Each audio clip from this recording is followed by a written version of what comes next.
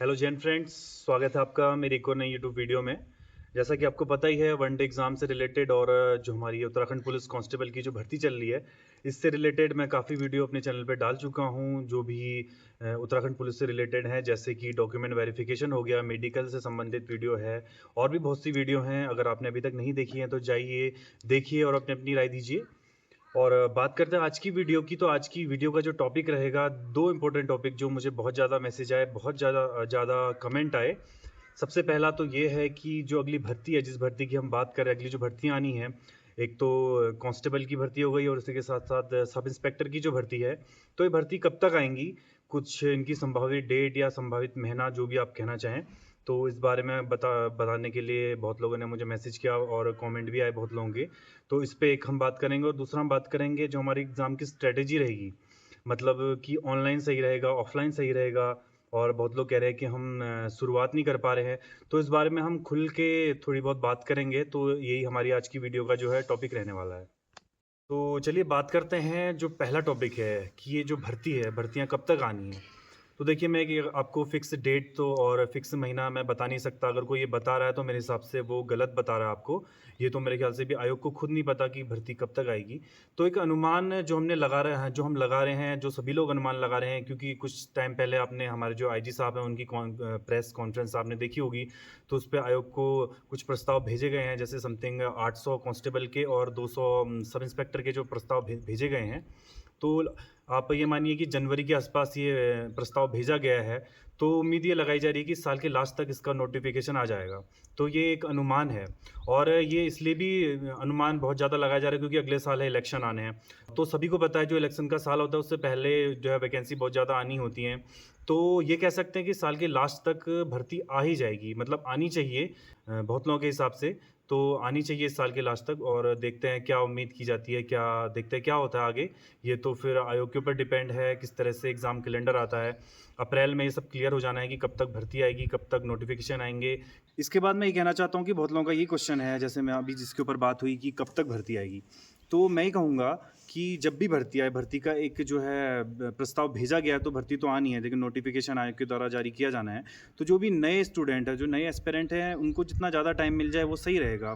क्योंकि शुरुआत में थोड़ा टाइम लगता है सिलेबस को समझने में, किस तरह से। और जैसे जो नई नियमावली है, इस पे है 75% और 25% का जो फ़ॉर्मूला है कि रिटर्न का वेटेज ज़्यादा होना है, तो आपको टाइम ज़्यादा मिलेगा तो आपके लिए ही फ़ायदा है। भर्ती अगर लेट से आए थोड़ा बहुत और इतने टाइम में आप लोग अपनी अच्छी तैयारी कर सकते हैं, तो ये ठीक है। जब भी नोटिफ़िकेशन आएगा आप अपनी तैयारी जारी रखें, अपनी पढ़ाई को जारी रखें, तो ये आपके लिए ही एक अच्छी बात है। जब भी आएगा नोटिफ़िकेशन तो आप अपनी तरफ से अपनी तैयारी जारी रखें।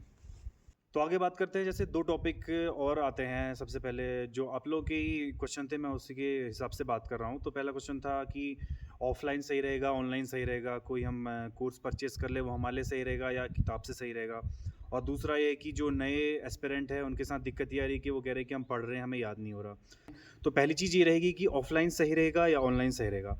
तो इस पे तो मैं अपने सजेशन ये दूँगा कि देखिए, दोनों के अपने-अपने बेनिफिट हैं। देखिए, अगर आप नए स्टूडेंट हैं, नए एस्पिरेंट हैं और सीधे ही आपने एक बैच परचेज़ कर लिया सीधे ही, तो उसपे थोड़ा नुकसान ये होता है कि आपके बेसिक अगर क्लियर नहीं है और आपने सीधे ही ऑनलाइन बैच ले लिया, आपने परीक्षा वाणी को अभी अच्छे से पढ़ा नहीं है, अच्छे से समझा नहीं है, उत्तराखंड को अच्छे से नहीं समझा है और हिस्ट्री वगैरह, ज्योग्राफ़ी आपको अच्छे से उस पे आपके कॉन्सेप्ट क्लियर नहीं है और आपने सीधे ही ऑनलाइन बैच ले लिया, तो वो आपको थोड़ा नुकसान करता है। और ये चीज़ मैंने देखी भी।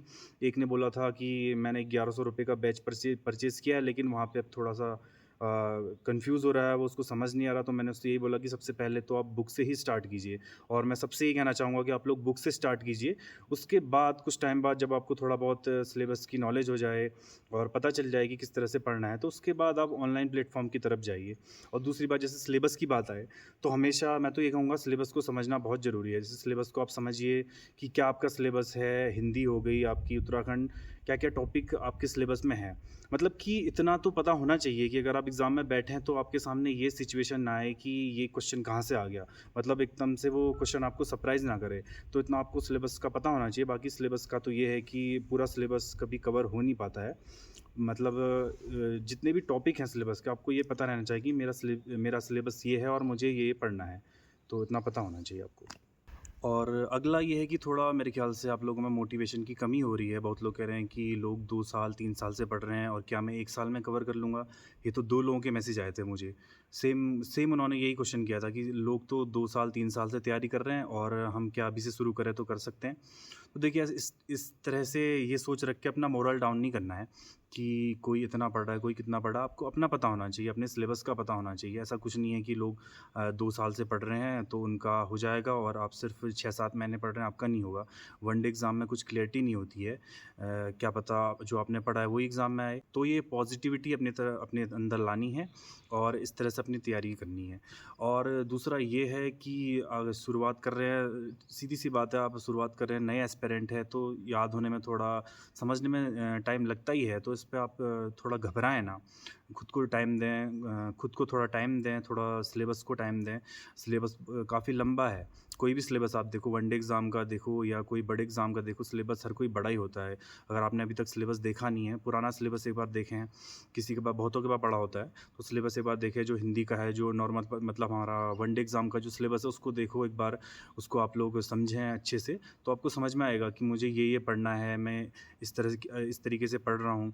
और धीरे-धीरे जैसे आप एग्ज़ाम देते जाएँगे तो आपके कॉन्सेप्ट क्लियर होते जाएँगे। एकदम से शुरू में तो सभी को दिक्कत होती है। ऐसा नहीं है कि सिर्फ़ आपको ही दिक्कत हो रही है, आप ही समझ नहीं पा रहे हैं, आप ही पढ़ नहीं पा रहे हैं। ये दिक्कत हर किसी के साथ आती है। जो 2 साल 3 साल जिनकी आप बात कर रहे हैं, तो उनको भी शुरू में दिक्कत आई थी, तो धीरे-धीरे दिक्कत दूर होती है जब 1 बार 2 बार आप पढ़ते हैं। परीक्षा वाणी को पढ़ेंगे, बीएसएनए की पढ़ेंगे, लूसेंट पढ़ेंगे, हिंदी पढ़ेंगे, तो धीरे-धीरे आपके कॉन्सेप्ट क्लियर होंगे और उसके बाद ऑनलाइन की तरफ आप जाइएगा। ऑनलाइन में ये कहूँगा, एक चीज़ छूट गई कि करंट अफ़ेयर के लिए आप ऑनलाइन अच्छे से पढ़ सकते हैं। बहुत सारे उत्तराखंड के करंट अफ़ेयर के चैनल हैं और जो सेंटर के करंट अफ़ेयर के चैनल हैं, जैसे कुमार गौरव, मैंने पहले भी सजेस्ट किया था, अपनी तरफ से आप देख लेना। आपको जो सही लगे तो वो आप कर सकते हैं और उत्तराखंड के काफ़ी सारे करंट अफ़ेयर के चैनल हैं, तो करंट अफ़ेयर आपको पढ़ना चाहिए और डेली पढ़ना चाहिए। तो यही है, बाकी मेहनत आपको खुद ही करनी है और अपना मोटिवेशन अपने अंदर से खुद लेके आना है। तो ये थी हमारी आज की वीडियो, जिसमें मैंने थोड़ा बहुत कोशिश की कि आप लोगों के जो भी डाउट हैं उन्हें मैं क्लियर कर सकूं। और इसके अलावा भी अगर कुछ चीज़ें छूट गई हैं तो आप लोग कमेंट कर सकते हैं, देखेंगे उनके बारे में भी आगे चर्चा करेंगे। और देखते हैं क्या नोटिफिकेशन आता है आयोग की तरफ से, क्या क्या कितने बदलाव आते हैं, क्या सिलेबस में चेंजेस आते हैं, क्या फिजिकल में चेंजेस आते हैं। तो इनकी भी जब भी ऑफिशियल नोटिफिकेशन आएगा वो सभी को इंतज़ार है, तो देखते हैं क्या चेंजेस होते हैं, तो इस पर आगे बात करेंगे।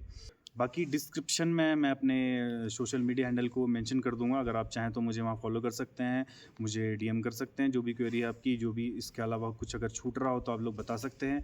और बाकी अपनी मेहनत जारी रखिए, मोटिवेशन को अपना हाई रखिए, ऐसा कुछ फालतू का मत सोचिए। अगर आप नए हैं तो सिर्फ अपना फोकस अपनी पढ़ाई पे रखिए, अपने सिलेबस पे रखिए, जो भी आपने अपने लिए एम बना रखा है उस पर फोकस रखिए और मेहनत करते रहिए, पढ़ते रहिए। जय हिंद।